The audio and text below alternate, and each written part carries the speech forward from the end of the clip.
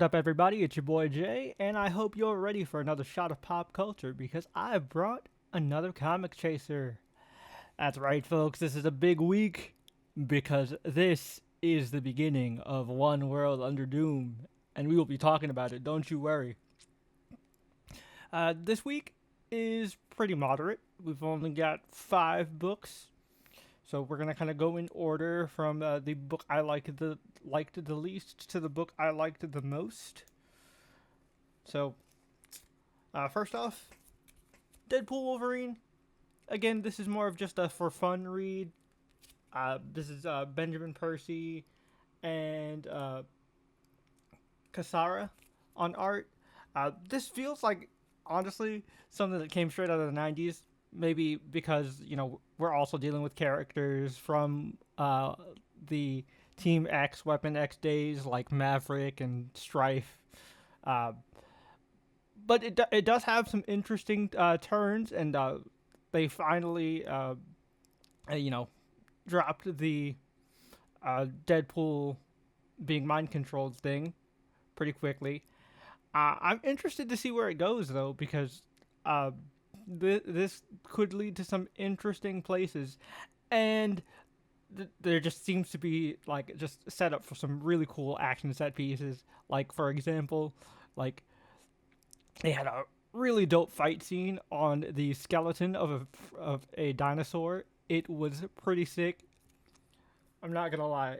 You put dinosaurs in a comic fight scene, I'm sold.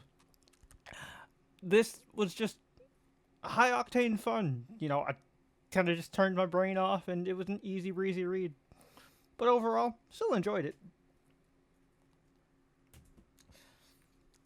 All right, next up we have Magic issue number 2. I want to say this is issue number 2. Yeah, this is issue number 2.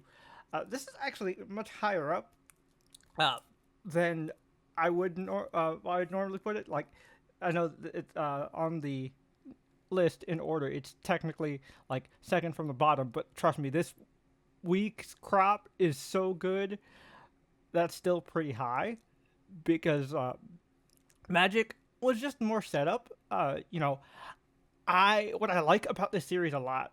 If you're a fan of Magic, if you've read the old New Mutant stuff from the 80s, if you're familiar with that, and you're familiar with Ileana's character, you'll know the harrowing journey she went through with Limbo and the one demon dude whose name I cannot never pronounce correctly, and being raised by the alternate versions of Kitty and Storm and all that stuff. Now it's her turn to kind of try and guide somebody away from a darker path, and her being like, I know what he's gonna say. I've been here, but I have to try. I have to see if I can at least, attempt to get him to just stay and try to be normal. But all right, I guess we're in this. Um, they do end up developing a really good bond. It does feel slightly repetitive because we kind of had the same thing from the first issue of, like, Magic dealing with this new villain Liminal, and Liminal teasing out Dark Child eventually coming out, and then Magic and her new, like, surrogate apprentice Cal being like, Ileana, no, you're better than this. Calm down. Get back to the light. And then, it's kind of like when Inuyasha goes into his demon form, or Ichigo goes into hollow form. Early parts of that anime, uh, for Bleach and Inuyasha, it reminds me of that, and I'm kind of tired of that trope. Now, don't get me wrong, Dark Child is some serious shit, and like the fact that we are like touching on it, and like Dark Child is a big key to this prophecy, is going to be pretty huge. And the cliffhanger they ended this issue on was really good, but like, well, I still enjoy it, and I'm going to continue reading this series because I'm a big Magic fan, and I do like a lot of the really solid character work that they've done here. I want to say it is Alan that Alan has done here, and I really do like the art by Hernan Peralta. Really solid stuff. Sorry if I mispronounced your name. Uh, I really dig this series. If you are a fan of Ilyana Rasputin and you are not reading Magic, you are missing out. It's a really fun adventure, man. And it you can tell that Alan knows his shit in terms of history. Like I really dig like how well he knows the character and like how well developed his voice for Ilyana is. All right, moving on to another X-Men solo book, Psylocke, issue number 4. I really like this series. This is written by Alyssa Wong and art by I. This is the one cover that does not have the artist on the actual front, but really like this artwork. Well, this is a variant cover, but I really do like the interiors. This continues uh, Psylocke's infiltration of Ty Hanover's mansion, and we know that he's like obsessed with these like weird mutations, and like this interesting like he has a kind of like chimera like obsession. So like you can tell he's been fucking around with all of those, and he's got this whole thing with taxidermy, super creepy. But in this, we get a lot of more peeks into Quanon's head and kind of like what makes her tick. You want to talk about deep cuts? This series has some deep cuts. So, Psylocke's history, to put it lightly, is a confusing mess with the whole Quanon, Quanon's body, Betsy's mind, the whole swap, Quanon thinking that she was Betsy for a long time. A lot of this is addressed. A lot of her history is acknowledged, and I really like this inner turmoil that's explored here. I feel like I'm repeating the same compliments I've given to Magic, but like I really do dig this, and the action is just top notch. This feels like not John Wick esque, but like very much like a classic ninja assassin infiltration story.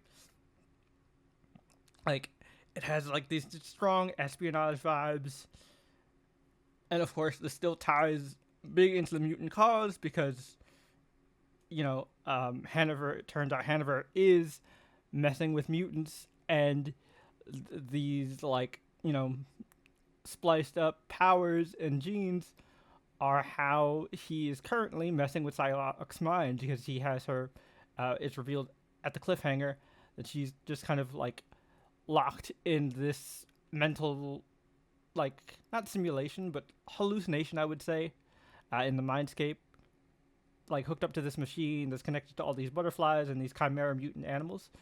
So I can't wait to see what happens next. This is intense. I really like this series a lot. If you haven't checked out Psylocke and you are a fan of Quanon, I definitely say give this a read. It's a lot of fun. All right. Moving on. Now we're going to talk about One World Under Doom, issue number 1. Written by Ryan North and with art by Silva.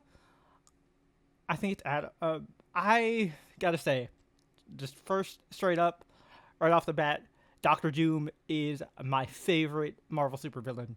He is always one of my favorites. He's got one of the coolest looks, one of the coolest power sets. He is, top 5 pettiest villains of all time, right up there with Eobard Thawne's Reverse Flash. So, like, I love this dude. And so this event, I had pretty high expectations going in. And I knew since Ryan North was handling the writing that Doom's voice was going to be strong because, like I said when I reviewed the previous Fantastic Four issue written by North that was the lead up to this, he has a really good, really strong Doom voice. He really does get the character very well. And so this felt very believable. It felt very Doom. And I love how he it's not just your classic villain anticipates all the hero's moves. It felt very natural. How the heroes acted and how the heroes played directly into Doom's hands. I thought that was great. And the political manipulations by manipulating, public opinion is ingenious on Doom's part, and honestly, really real when you connect it to today's world. But we're not going to get into that. But seriously, this is a lot of fun. I'm just not a fan of the artwork. Like, I don't hate it. There are some really good pages, like some of the big, like, actual close-ups on Doom and like the final page. Really solid stuff. But like, some of the faces I didn't really like, wasn't a fan of, and a good majority of this issue were the heroes kind of trying to plan out how to take down Doom. So it was a lot of people talking in a room. So the art wasn't as interesting as I would have liked for like this big time event comic. I was expecting a little bit more in terms of the art, but overall, I think this event did a really solid setup, and I can't wait to see what happens next. All hail Emperor Doom. Doom is wisdom. Doom is prosperity. Doom will save us all. All right. Last but certainly not least, probably my favorite book of the week. Surprise, surprise. It is Absolute Batman #5. Scott Snyder, Nick Dragotta. Oh my god. This was amazing.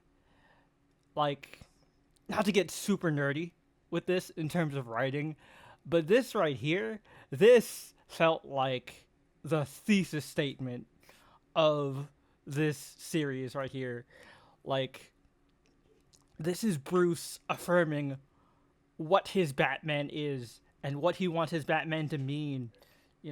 The importance of that symbol and like what that carries for him. It's so good in here. I love the use of the flashback with Gordon and like kind of the focus on inspiration and that light in his eye. And of course, we could tell right from earlier issues when the memorial light was introduced that was eventually going to be co-opted into the new bat signal. And I love how it's brought in here as a symbol of hope. It kind of reminds me of what they did a little bit in Robert Pattinson's The Batman. I don't know if that was any influence or not, because I'm sure this was in development for a long time. But I thought it was awesome. And again, just like Bruce staring down Sionis and being like, I don't need your money, I don't need cars, I don't need planes. All I need is Batman. And I'm just like, fuck yeah, dude. That is Batman as fuck, as Scott Snyder would say. And I dig it so fucking much. It was great. Just, this Batman is ready to kind of bring hope. And I like that that's like a consistent theme throughout the Trinity, but they do it in different ways. They inspire hope within people. With Wonder Woman, it's through love and compassion and patience. With Superman, it's through, I would say, like action and kindness. With Batman, it's like just sure grit and determination. And you just gotta respect it. This dude he just keeps getting up. And it's just so good. So good. I love this series, man. Like, this right here is, it might be an alternate take on Batman, but this feels like Batman in some of his purest form. Like I said, man, this is Batman as fuck. I love it. Absolutely love it. Absolute Batman #5 continues to knock it out of the park. That is my book of the week, and that covers my entire pull list. Whew, we covered the first part of a big event, more absolute stuff, and just some fun little solo action books. Overall, a pretty solid week. But let me know what you guys thought of these comics, if you guys read any of them, and what did you guys pick up this week? Let me know in the comments down below, as always. And don't forget to do all the usual YouTube things. Leave this video a like if you enjoyed it and stayed to the end. Hit that subscribe button if you haven't already for more reviews. I do do comic reviews for everything on my pull list every week. So if you want to hear more from me and talk more comics with me, definitely hit that subscribe button and the bell for notifications as well. But until next time, guys, this is your boy Jay, and I hope you've enjoyed your shot of pop culture. Cheers.